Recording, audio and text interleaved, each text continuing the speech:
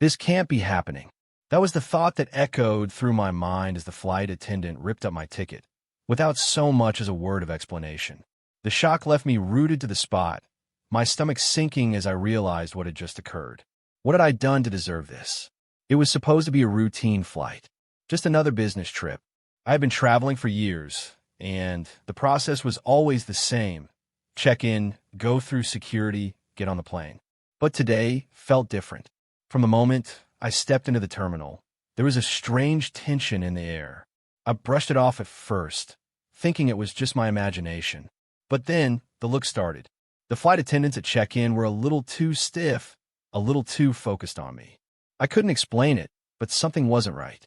I tried to shake the feeling, thinking I was just tired, but as I walked toward the gate, the sense of unease followed me like a shadow. At the gate, the same flight attendant who had greeted everyone earlier with a smile was now standing there, watching me. Her gaze lingered for just a second too long, narrowing as I approached. I returned her stare, my pulse quickening. Was she watching me because I was black? Or was something else going on? When it was my turn aboard, she took my ticket from me with a tight grip. She scanned it briefly, and then, without a word, she tore it in half. The motion was slow, deliberate, like she had done this many times before. She didn't even flinch. "Excuse me," I said, my voice rising with frustration. "What are you doing?" She didn't answer. She simply stared at the torn pieces of my ticket as if I wasn't there. My confusion turned to anger, but I kept my cool. "Why was my ticket torn?" I asked again, this time more firmly. "It's been canceled," she replied, her voice flat and dismissive. "You'll need to speak to customer service." I blinked. Canceled? I had a confirmed seat. I checked everything before leaving for the airport. This didn't make sense. My seat can't be canceled. She cut me off. "Please step aside," she said, pointing to a corner by the gate. "Customer service will handle this." I stared at her for a moment, feeling the anger rise in my chest. Was this really happening? I had been traveling for years, and I had never been treated like this before. I had no idea why this was happening, but I knew one thing for sure. It wasn't just a mistake. She had done this on purpose. I walked to the corner, my mind racing. What was going on? The other passengers were starting to notice, their eyes on me as I moved. I could feel their gazes, their judgment. Why were they just standing there, silent, as if this was normal? By the time I reached customer service, I was seething. I had to get answers. There was no way I was going to let this slide. Not today. Not with the way she had treated me. And I knew something more was going on, something I couldn't see yet but could feel in my gut. This was personal. I stood there, the air heavy with anticipation, watching as the flight attendants moved about in a flurry of quiet activity. No one spoke to me, and no one seemed to care. I could feel the eyes of the passengers on me, their gaze like a weight I couldn't shake off. Some were curious, others uncomfortable, but none of them dared speak up. I wasn't sure if that made it worse. A few minutes passed before a man in a sharp suit walked up to me. He was wearing a name tag that read Daniel, but that was about all I could gather before he spoke. "Sir, I'm sorry for the inconvenience. It seems there's been a mix-up with your seat," he said, but there was something in his eyes, a flicker of uncertainty, maybe fear. He was trying to maintain his professionalism, but I could tell that he was just as uneasy as I was. "I've already paid for my seat, and I have the confirmation," I replied, trying to keep my voice steady. I pulled up the email on my phone, showing him the details. His eyes briefly flickered to my phone, then back to me. For a split second, he looked like he didn't know what to do next. I could sense the tension in the air. The words I had just spoken clearly weren't supposed to be said. "Please wait here," Daniel said, his voice a little more strained than before quickly walking away, disappearing behind the service counter. I stood there, fuming. A mix-up? My mind was racing. There was no mix-up. There was no mistake. This was something personal, and I wasn't about to let it go. The minutes dragged on. I couldn't shake the feeling that I was being toyed with. The flight attendant who had torn my ticket stood nearby, her gaze drifting over to me now and then, but never once meeting my eyes. It was like she was avoiding me on purpose. But why? Finally, Daniel returned, his steps quick and tense. He held a clipboard in his hands, and when he spoke, his voice was quieter, more cautious.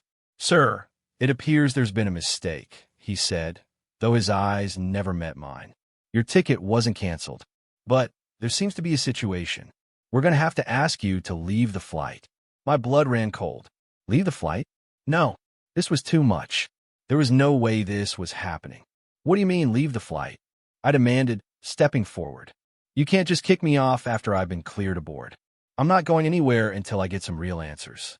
Daniel looked around, his eyes flickering nervously. The flight attendants were all standing behind him, watching. I could feel their collective unease in the air. They weren't helping. They weren't stepping in. They were just waiting for this to unfold.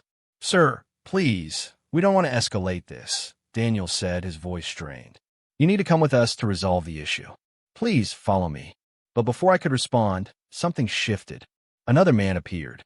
He was tall, dressed in an immaculate suit, but he carried himself with a quiet authority that immediately made me uneasy. His eyes locked onto mine, and the air seemed to grow even heavier. "Is there a problem here?" he asked, his voice calm but commanding.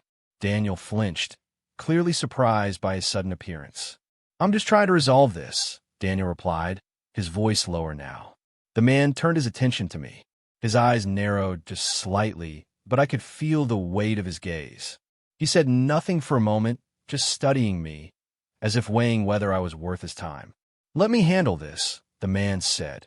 It was clear from the way Daniel stepped back that this man was in charge. I watched as Daniel and the flight attendants slowly moved away, leaving me alone with this new figure.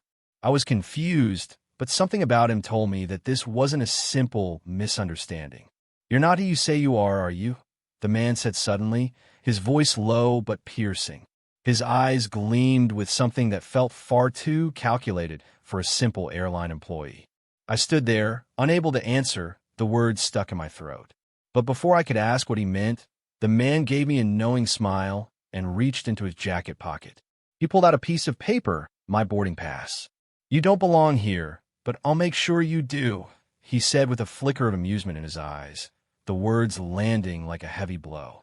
I stood there, trying to process the gravity of what was unfolding. He knew something I didn't. But why? "Come with me," he ordered, motioning for me to follow him down the corridor. The tension was suffocating, and I had no choice but to follow him. I stood frozen, trying to process the words the man had just told me. The shock was too much to handle. How could I be the owner of the airline? How could everything I thought I knew about myself be so wrong? I was still reeling from the revelations when the door to the small room opened again. This time, it wasn't the man in the suit who entered. It was two uniformed officers, their faces stern and unreadable. "Sir, we need you to come with us," one of them said, his voice flat and authoritative. His eyes briefly flickered over to the man in the suit, but they settled back on me. "We've been instructed to escort you off the premises." The room grew tense in an instant. The man in the suit stepped back, allowing the officers to move closer. It was happening. They were about to drag me off the flight, and everything I had just heard, the accusations, the manipulation, the conspiracy, seemed to be unraveling into nothing more than a series of unjust accusations. I stood slowly, my heart pounding, and my body tense with a mix of anger and confusion. I didn't want to be taken away like this, but I also knew something had to be done. I wasn't going to let this end with me being escorted out without understanding the full picture. I took a deep breath, trying to steady myself. I had played along with everything. My fake confusion, my disbelief, my quiet compliance. But now it was time for the truth. "Gentlemen," I said, my voice firm as I looked at the officers, "before you take me anywhere, I think it's time you understood who I am." The officers paused, exchanging glances. "What do you mean, sir?" one of them asked, clearly confused. I took another step forward, the tension in the room rising with each word. "I'm the owner of this airline," I said, my words deliberate and clear. "And I'm the one who owns this entire operation." The officer's eyes widened in shock. The man in the suit, who had been watching me quietly, looked completely taken aback, his face showing a moment of disbelief. The flight attendants, who had been standing nearby, now looked equally stunned. The woman who had torn my ticket earlier was frozen in place, her face draining of color. "You see," I continued, my voice steady, "everything that's been happening today, the torn ticket, the way I've been treated, the fact that I was targeted, it's all part of a bigger scheme. You thought you could push me around. You thought you could make me into a scapegoat, but you were wrong." The woman who had been so instrumental in causing this trouble opened her mouth, but no words came out. She looked around, trying to find some way to escape the truth, but it was too late. "Ma'am," I said, turning to her, "you're fired. Effective immediately." The words hung in the air, and for a moment, no one moved. The flight attendants, the officers, the man in the suit, everyone stood still, not knowing how to react to the sudden shift in power. "You're fired." The woman finally found her voice, but there was a tremor in her words. "But I was just following orders." "You can't." I cut her off. "Oh, I can. And I just did. You made a mockery of this airline. You've embarrassed the passengers, you've caused unnecessary disruption, and now you will face the consequences. This entire ordeal, everything that's happened today, ends with you. And with you, the entire network behind this scheme is being exposed." The officers looked at each other, unsure of how to proceed. But they were clearly starting to grasp the magnitude of what I had just said. I could see their hesitation, but they couldn't argue with the fact that I was the owner. "You will leave this flight immediately," I said, my voice unwavering. "And you'll never step foot on another plane under my watch." The flight attendants looked uncomfortable, some glancing at one another, unsure of what to do. I knew that they had been just as much victims of the situation as I had, but their silence up until this point made it clear they had to be held accountable too. "Gentlemen," I turned to the officers, "you can go ahead and escort everyone off the plane. But as for her," I pointed to the woman, "she'll be removed immediately. And when we land, I'll ensure that the rest of the staff involved are given the same treatment." There was silence for a long moment. The officers looked back at me, a mix of awe and disbelief on their faces. The woman was shaking now, realizing the full scope of her mistake. With a deep breath, I turned back to the man who had revealed my identity to me earlier. His role had been pivotal in this whole ordeal, but his eyes now reflected a mix of respect and surprise. "You knew this was going to happen, didn't you?" I asked. He nodded, a small smile tugging at the corners of his mouth. "I knew, but I needed you to step up on your own. It was never going to work if we just handed it all to you." I exhaled, feeling the weight of the day finally lift. The passengers around us were beginning to murmur, their confusion slowly turning into understanding as they saw the woman and the flight attendants escorted off the plane. The atmosphere on board had shifted dramatically in the span of a few moments, and I had finally taken back control of my own story.